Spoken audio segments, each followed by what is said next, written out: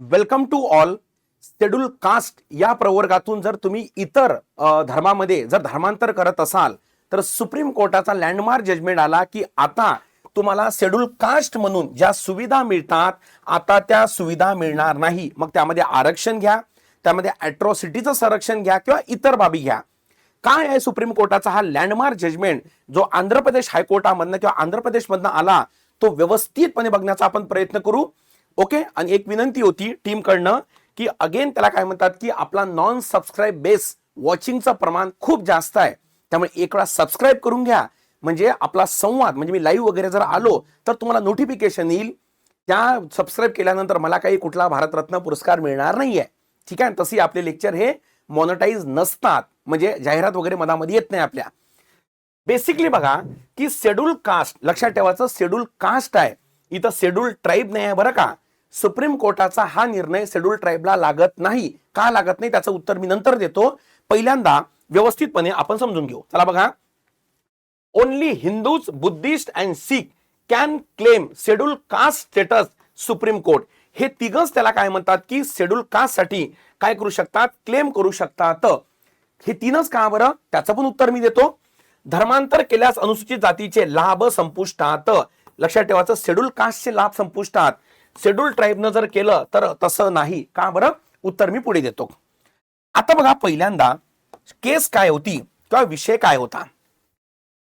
केस ही होती, ही केस आंध्र प्रदेश मधनं आली आणि त्या केसचं नाव आहे चिंथाडा आनंद विरुद्ध अक्काला रामीरेड्डी आणि इतर. ही केस आहे. नाव काही इम्पॉर्टंट नाही आहे पण फक्त लक्षात घ्या की ही एक केस आहे, बरोबर नाही का. आणि मार्च 2026 चालू आहे, 24 मार्च 2026 हा जजमेंट आहे. जर तुम्हाला भविष्यामध्ये काही केसेस माहीत पाहिजे असेल तर हे माहीत करून घ्या. तुम्ही वकिलाच्या घरी कधी गेले का? वकिलाच्या घरी बघा मोठ्या मोठ्या अशा रॅकमध्ये असे पुस्तकं ठेवलेले असतात आणि त्या पुस्तकावर बघा असं लिहून असते AIR ऑल इंडिया रेकॉर्ड, बरोबर 2026 आणि ही केस नंबर. म्हणजे का बरं, तर हे का असते ऍक्च्युअली विषयांतर होऊन राहिलं थोडं पण ऐकून घ्या. म्हणजे वकिलाच्या घरी गेल्यानंतर जे तुम्हाला पुस्तकं दिसतात ना ते काय असते सांगतो. तर याचं कारण कसं आहे, आपलं सुप्रीम कोर्ट आणि हायकोर्ट हे कोर्ट ऑन रेकॉर्ड आहे, हे अभिलेख न्यायालय आहे. सर अभिलेख न्यायालय म्हणजे काय? अभिलेख न्यायालय म्हणजे या दोन्ही कोर्टानं जर एखादी निर्णय दिला तर भविष्यातल्या केसमध्ये त्याचा संदर्भ म्हणून वापर होतो. म्हणजे उदाहरणार्थ सेम एखादी व्यक्ती असेल की ज्यानं धर्मांतर केलं आणि तो म्हणतो की मला शेड्यूल कास्टचा कायदा लाभ द्या, तर ते द्यायचं की नाही द्यायचं, ओके, यासाठी या केसचा संदर्भ वापरला जाईल की या केसमध्ये सुप्रीम कोर्टाने म्हटलं होतं की दिल्या जात नाही, म्हणून याला कोर्ट ऑन रेकॉर्ड किंवा अभिलेख न्यायालय म्हणतात.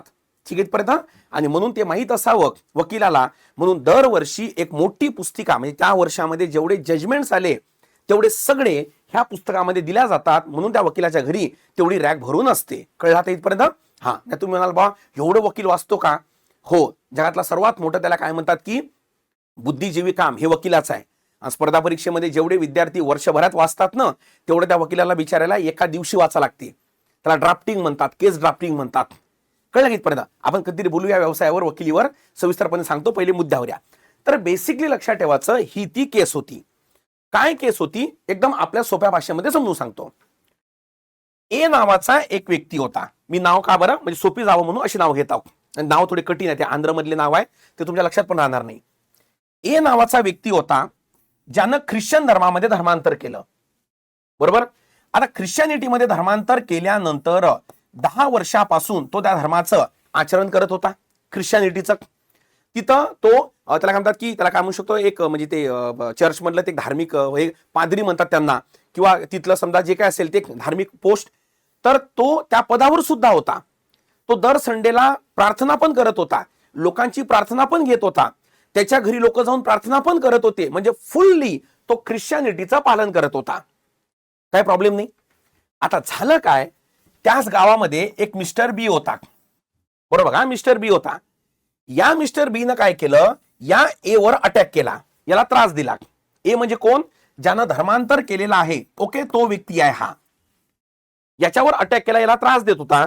म्हणून हा जो आहे ना मिस्टर ए, हा गेला पोलीस स्टेशन मध्ये आणि बीच्या अगेन्स्ट मध्ये यानं अॅट्रॉसिटी दाखल केली. काय दाखल केली? अॅट्रॉसिटी. ए न ए म्हणजे कोण, ज्यानं धर्मांतर करून जो ख्रिश्चन झालाय आणि जो मूळ हा शेड्यूल कास्ट होता. ए हा शेड्यूल कास्ट आहे, ज्यानं धर्मांतर केलं, ख्रिश्चनिटीमध्ये गेला. ओके, तिथला एक जमात आहे. म्हणजे मी तुम्हाला सांगतो, एक बार हे जजमेंट आहे सुप्रीम कोर्टाचं. हे बा, ख्रिश्चनिटी एक ते जात आहे, त्याची कोणती सांगतो, कुठे गेला बाबा, त्याच्या जातीचं नाव आहे इथं यम वरून आहे, ते मेथई म्हणून, त्याचा मेथईच आहे ते. तर तो त्याचा याचा होता. ओके, मडिगा ही कम्युनिटी आहे बाबा त्याची.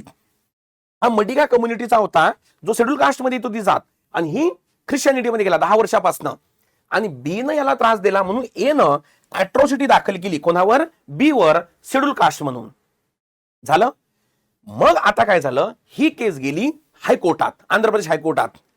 आंध्र प्रदेश हायकोर्टामध्ये या मिस्टर बी न काय आर्ग्युमेंट केलं की हा मिस्टर ए 10 वर्षापासून ख्रिश्चनिटीचं पालन करत आहे आणि सोबत शेड्यूल कास्टचा लाभ पण घेत आहे. कळलं का? आणि या शेड्यूल कास्टच्या नावाखाली त्यानं माझ्यावर अॅट्रॉसिटी दाखल केली आहे. हे असं कसं की इथल्या धर्माचं पालन करत आहे आणि इथल्या पण सुविधा घेत आहे. मग आंध्र प्रदेश हायकोर्टनं यावर आपला निर्णय दिला की बाबा तू 10 वर्षापासून ख्रिश्चनिटीचं पालन करत आहे. आता बरोबर आहे का बरं, माझं लेक्चर खूप इम्पॉर्टंट आहे, श्वास रोखून आहे का. तू 10 वर्षापासून ख्रिश्चनिटीचं पालन करत आहे आणि सोबत तू शेड्यूल कास्टचं लाभ पण घेत आहे. जरी तुझ्याकडे शेड्यूल कास्टचं त्या मैदी कम्युनिटीचं तुझ्याकडे सर्टिफिकेट असेल, तुला सर्टिफिकेट का दिलं माहितीये का? तुला सर्टिफिकेट यासाठी दिलं कारण, बरोबर आहे का इथून, कारण जे एससी आहे ना, एससीच्या ज्या सुविधा आहे, आरक्षण, अॅट्रॉसिटी आणि तत्सम सुविधा, या दिल्या जात आहे सामाजिक मागासलेपणावर. बरोबर, सामाजिक मागासलेपणावर बरं का. आणि जे शेड्यूल ट्राईब आहे ना, त्यांना ज्या सुविधा दिल्या जातात ना, हे त्यांचं त्याला काय म्हणतात की परंपरेमुळे दिल्या जाते. किंवा रानावना जंगलखोऱ्यामध्ये त्याला काय म्हणतात की आदिवासी निसर्गाच्या सानिध्यात जे स्वतंत्र त्यांची परंपरा आहे त्याच्यावर ह्या सुविधा दिल्या जाते एसटीला. आणि एससीचं सुविधा हे सामाजिक मागासलेपणावर आहे. मला कळलं का आयुष्यात पहिल्यांदा, याचं आरक्षण हे याच्यावर आहे आणि यांचं आरक्षण हे याच्यावर आहे. ओके, काय प्रॉब्लेम नाही. आता बघा हायकोर्टानं काय म्हटलं की बाबा मिस्टर ए, सामाजिक मागासलेपण असल्यामुळे तुला शेड्यूल कास्टच्या सुविधा दिल्या जात होत्या. तू धर्म बदलल्यामुळे तुझी सामाजिक संरचना बदलली ना, आणि सामाजिक संरचना बदलल्यामुळे आता तू ख्रिश्चनिटीमध्ये गेला. आणि ख्रिश्चनिटीमध्ये कुठं सामाजिक मागासलेपण आहे? भारतामध्ये सामाजिक मागासलेपण फक्त हिंदू कम्युनिटीमध्ये आहे. 1956 मध्ये यामध्ये शीख कम्युनिटी ऍड केली आणि 1990 मध्ये यामध्ये बौद्ध कम्युनिटी ऍड केली. या 3 जातीतला जो व्यक्ती असेल तो सामाजिक मागास ठरतो. ख्रिश्चनिटीमध्ये सामाजिक मागासलेपण नाही आहे आणि ना कधी होतं. त्यामुळे तू याचं आचरण करत आहे म्हणजे तुझी सामाजिक संरचना बदलली ना, तू कसं काय क्लेम करू शकतं शेड्यूल कास्टच्या आरक्षणाचा किंवा अॅट्रॉसिटीचा, जरी तुझ्याकडे सर्टिफिकेट असेल तरी. असं हायकोर्टानं म्हटलं की सुप्रीम कोर्टामध्ये गेली आणि सुप्रीम कोर्टानं तेच म्हटलं जे हायकोर्टानं म्हटलं की धर्मांतर केल्यामुळे सामाजिक संरचना बदलते. सामाजिक संरचना बदलल्यामुळे जे तुझं मागासलेपण आहे साहजिक आहे ते पण बदललं असेल. हे बघा तुम्हाला देतो मी, म्हणजे मी माझ्या मनात सांगत नाही. द प्रेझेंट केस, हे काल मी रात्री जजमेंट वाचलं, हे त्याच्यामधून आणलेलं आहे. हा कोर पार्ट आहे. कळलं इथपर्यंत? It is not the case of the petitioner that he converted, he reconvert okay from Christianity. हा जो पिटिशनर माझ्याकडे आला हा ख्रिश्चन होता, हा पुन्हा रिकन्वर्ट झाला कशामध्ये? या शेड्यूल कास्टमध्ये. सॉरी, या शेड्यूल कास्टमध्ये तसं काही दिसत नाही. His original religion or has been accepted back in the okay J Madiga community आहे, म्हणजे तू मडिगा कम्युनिटीमध्ये परत आला पण नाही, तू ख्रिश्चन कम्युनिटीमध्येच आहे. Number 1, the evidence establish that the applicant continue the profess Christianity and functioning, हे जवळ असल्यामुळे दिसत नाही रे, फंक्शनिंग ऍज अ पोस्टर म्हणजे ते पद, ते पादरीने म्हटलं का, फॉर मोर त्यानं 10 वर्ष म्हणजे डिकेट, कंडक्टिंग म्हणजे रोज तू कंडक्ट पण करत आहे काय, संडे प्रेयर, रविवारच्या प्रार्थना, जी ख्रिश्चन समाजामध्ये खूप पवित्र मानण्यात येते. मुस्लिम जसं शुक्रवारचा आहे त्या पद्धतीनं. At the houses of the villages, तू घरी पण प्रार्थना कंडक्ट करत होता. It is also admitted that at the time of the, त्यावर जे ऍलिगेशन जेव्हा लावले, बरोबर नाही इथपर्यंत, okay, he was a conducting prayer meeting in the house. जेव्हा एलिगेशन लावले तेव्हा घरी तो प्रार्थना करत होता. कुठली? ख्रिश्चनिटीची. हिज ओके कॉन्करंट फॅक्ट्स, हे फॅक्ट्स आहे की no room for doubt that he continue to remain a Christianity on the date of the occurrence. म्हणजे जेव्हा त्याला काय म्हणतात की हे सगळं घडलं, समजलं का इथपर्यंत, तेव्हा तो ख्रिश्चनिटीमध्येच होता बाबा. म्हणजे त्यांनी असं म्हटलं, तू ख्रिश्चनिटीमध्ये आहे, तुझं सामाजिक संरचना बदलल्या, आता कुठे शेड्यूल कास्ट तुला सुविधा मिळणार आहे. आणि मग सुप्रीम कोर्टानं हा लँडमार्क जजमेंट दिला की नाही, okay okay okay, only Hindu Buddhist Sikh can claim schedule caste status. Okay, का बरं? कारण या तिघांचं शेड्यूल कास्टचं स्टेटस हे सामाजिक मागासलेपणावर आहे. बरोबर नाही का? मग याचा अर्थ आपण सरळ सरळ म्हणू शकतो की आता या तीन, म्हणजे समजा हिंदू तो मधून बुद्धिस्ट मध्ये गेला तर काही प्रॉब्लेम नाही, त्यांचा सुविधा चालू राहील. इथून इथं गेला तरी चालू राहील. पण या तीन सोडून जर तो चौथ्यामध्ये गेला तर त्याचं आरक्षण, अॅट्रॉसिटी, सगळ्या सुविधा चालल्या जाईल. हे सरळ सरळ त्याला काय म्हणतात की प्लेन स्टेटमेंट आहे.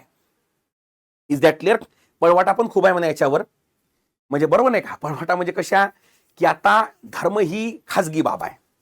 मी घरातल्या आतमध्ये प्रेयर प्रार्थना करणार ना, बाहेर कुठं करणार मी ख्रिश्चन झालो? हा लूपहोल आहेच नाही या जजमेंट मधला. मी म्हटलं, कळलं का तुम्हाला? समजा मी ख्रिश्चन झालो, बरं, समजा मी सध्या शेड्यूल कास्ट आहो, मी ख्रिश्चन झालो. आता ख्रिश्चन झाल्यानंतर मला सांगा, मी प्रार्थना कुठं करणार? किंवा गावभर सांगून थोडी करणार प्रार्थना की बघा बघा मी प्रार्थना करून आलो म्हणून. मी ते जर लपून ठेवली धार्मिक बाब माझी, तर लूपहोल आहेच नाही याच्यामध्ये. समजलं का? धर्मांतर काय कागदावर थोडी होते, धर्मांतरामध्ये नाव थोडी बदलते, नाव तेच राहते. समजलीत? पर्यंत तुम्ही मेळघाट या भागामध्ये बघा ना, ह्या असा आहे. त्यामुळे लूपहोल पण आहे या जजमेंटमध्ये, ज्याचा आपण कधीतरी विचार करू. दोन्ही बाजू माहित पाहिजे ना बाबा आपल्याला. माझं काम फक्त आहे तुम्हाला इन्फॉर्मेशन देणे, तुमचं काम आहे इन्फॉर्मेशन सायनं डोकं चालवणे. माझं काम ओपिनियन देणे नाहीये. चला समजलं? तर या तऱ्हेनं हा सुप्रीम कोर्टाचा एकदम लँडमार्क काय आला, हा जजमेंट आला. म्हणजे याच्यात एक गोष्ट पॉइंट करणं गरजेचं आहे की जे शेड्यूल ट्राईब आहे ना बाबा, शेड्यूल ट्राईब यांनी जर धर्मांतर केलं तर यांचं सुविधा जात नाही. का नाही जात? कारण शेड्यूल ट्राईबचं आरक्षण हे परंपरेवर आहे, त्याचे ट्रॅडिशन बदलत नाही. समजलं इथपर्यंत? त्यामुळे एसटी साठी हा कायदा किंवा हा जजमेंट लागू पडणार नाही. फक्त कोणाला लागू पडेल? शेड्यूल कास्टला हा लागू पडेल. आणि हा पहिल्यांदा असा लँडमार्क आहे, जजमेंट आहे. आणि यासाठी सर्वात महत्वाचं की एससी म्हणजे कोण, एससी म्हणजे कोण हे ठरवते भारताचे राष्ट्रपती कलम 341 नुसार. बरोबर? हे राष्ट्रपती ठरवते. आणि राष्ट्रपतींनी 1950 मध्ये एक ऑर्डर काढला. बरोबर नाही का? किती? 1950 मध्ये त्याच्या सेक्शन 3 मध्ये ही तरतूद आहे. कोणती तरतूद? शीख, बौद्ध आणि हिंदू हे तिघांनाच त्याला काय म्हणतात की या तीन जातीमधल्या लोकांनाच शेड्यूल कास्टचा काय दिला जाईल? दर्जा हा दिला जाईल. ठीक आहे इथपर्यंत? आणि याच्यावर तो हा जो 1950 चा ऑर्डर आहे, याच्यावर हा काय होता? जजमेंट हा सुप्रीम कोर्टाचा होता. चला कळली इथपर्यंत? तर फायनली त्याला काय म्हणतात की मागचं जे मी लेक्चर घेतलं होतं त्याला जो तुम्ही प्रचंड प्रतिसाद दिला त्याबद्दल खूप खूप धन्यवाद. तुम्ही त्याला काय म्हणतात की बॅकएंडमध्ये स्टॅटिस्टिक्स बघत असतो आम्ही. फक्त नॉन सबस्क्राईबचं प्रमाण खूप जास्त आहे, त्यामुळे टीम जरा मला नेहमी सूचना देत असते, ते सबस्क्राईब करून घ्या बरं का एक वेळा. म्हणजे मी जेव्हा जेव्हा लाईव्ह येणार तेव्हा तुमच्यापर्यंत 100% पोहोचणार. आणि जे लोक स्पर्धा परीक्षा करणारे असतील त्यांनी आपल्या बॅचेसवर ह्या ऑफर पण चालू आहे. ओके, या ऑफरचा तुम्ही काय घेऊ शकता, लाभ घेऊ शकता. मी काय जाहिरात करण्याची काही गरज नाही आहे, सगळं तुम्हाला माहितच आहे. ओके, काही प्रश्न असतील तर मला नक्कीच कॉमेंट बॉक्समध्ये आपल्या प्रतिक्रिया या सांगा. मी त्याला उत्तर, कन्स्ट्रक्टिव्ह प्रतिक्रिया मला सांगा, उत्तर मी त्यावर देण्याचा प्रयत्न हा करील. ठीक आहे, आज इथंच थांबू. थँक्यू.